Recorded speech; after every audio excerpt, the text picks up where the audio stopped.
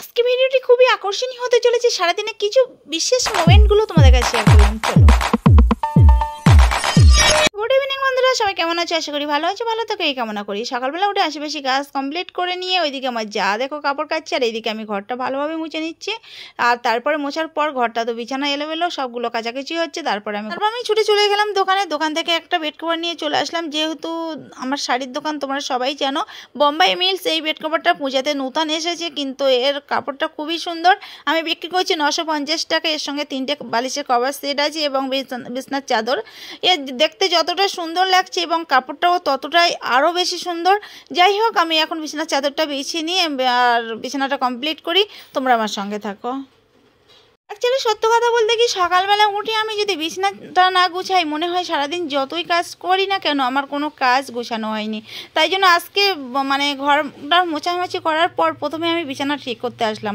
কারণ বিছানা গোছানো থাকলে মনে হয় আমার সব কাজ গোছানো। জানি না কার কার এমন মনে হয়, অবশ্যই কমেন্ট করে জানিও। আমার তো এমনই মনে হয়। তারপর আমি ফাইনাল লুকটা তোমাদের দেখাবো। বিছানাটা চাদরটা বিছিয়ে কমপ্লিট করে নিই। নিতে নিতে এদিকে কারেন্ট চলে গিয়েছিলো, আবার কারেন্ট আসলে তারপর বিছানার চাদরের মানে বালিশের কভারগুলো লাগাচ্ছি।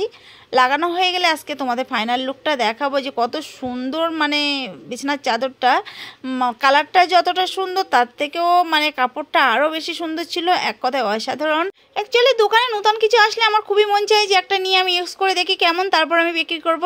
কার কার এমন কিছু মনে হয় অবশ্যই কমেন্ট করে জানিও।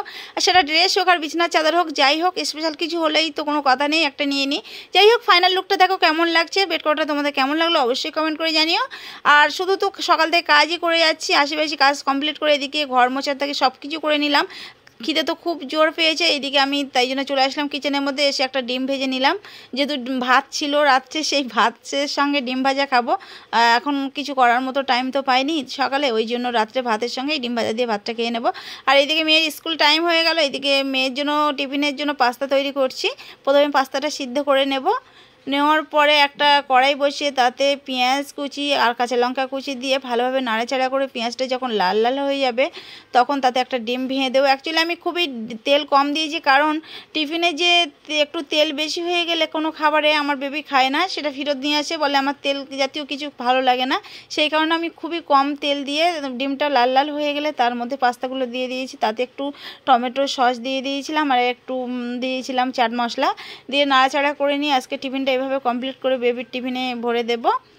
তারপর আমি বেবিকে স্কুলে পাঠিয়ে দেবো। স্কুল গাড়িতে তুলে দেওয়ার পর মনটা একটু মনে হয়েছিল, খাওয়া দাওয়া তো করে নিয়েছি, স্নানও করে নিয়েছিলাম, কাজটা সেরে নিয়ে তার মনে হয়েছিল একটু ছাদে যাই, কারণ ওয়েদারটা এত সুন্দর লাগছিল। চারিদিকে একটু ঝড় মানে উঠেছিল, মেঘাচ্ছন্ন আকাশ ছিল। আমি একটু ছাদে গিয়ে লুকটা তোমাদেরকে দেখালাম। তারপরে একটু চুলটা শুকাচ্ছিলাম, এদিক ওদিক ঘোরাঘুরি করছিলাম। ঘোরাঘুরি করতে করতে দেখলাম আমি যে 2-3 মাস আগে ছাদে সব গাছগুলো লাগিয়েছিলাম, তার মধ্যে না যে বিলাতি আমড়াগুলো ধরেছে। আমি হঠাৎ দেখতে পেয়ে খুবই আনন্দ লাগছিল, তাই ভাবছিলাম তোমাদের কাছে শেয়ার করি। দেখো কত সুন্দর হয়েছে, অনেকগুলোই ধরেছে, ছোটো বড়ো অনেকগুলোই ধরেছে। আর এগুলো বড় হলে অবশ্যই মাখা করে খাবো, তোমাদের কাছে অবশ্যই শেয়ার করব। যাই হোক, সেগুলো তোমাদের কাছে দেখানোর পর আমি নিচে চলে আসলাম। এখন তো রান্না করতে হবে, অনেকটাই বেলা হয়ে গিয়েছিলো, তাই জন্য আমি দুটো উনুনে দুটো কড়াই বসিয়ে দিয়েছি। দিয়ে একদিকে আমি চিংড়ি মাছ আলু দিয়ে ভাজা করব, ক্যাপসিকাম দিয়ে ভাজা করব। আর একদিকে বর্মশাই সকালবেলা একজন পাখি ধরে নিয়ে যাচ্ছিলো, তাদের কাছ থেকে পাখি কিনেছিল, সেই মাংস ছিল, সেটা একদিকে রান্না করছি। কারণ দুই দিকে বসেছি, অনেকটা দুপুর মানে হয়ে গেছিলো। অনেকটা কাজ করার পর দুপুর মানে প্রায় 12:30 বেজে গিয়েছিলো। সেই কারণে আমি একটু তাড়াতাড়ি করে দিলাম। দিতে দিতে দেখো কারেন্ট চলে গিয়েছিলো। চারিদিকে আমি জানলা আটকে দিয়েছিলাম, কারণ বৃষ্টি হচ্ছিলো বাইরে প্রচুর।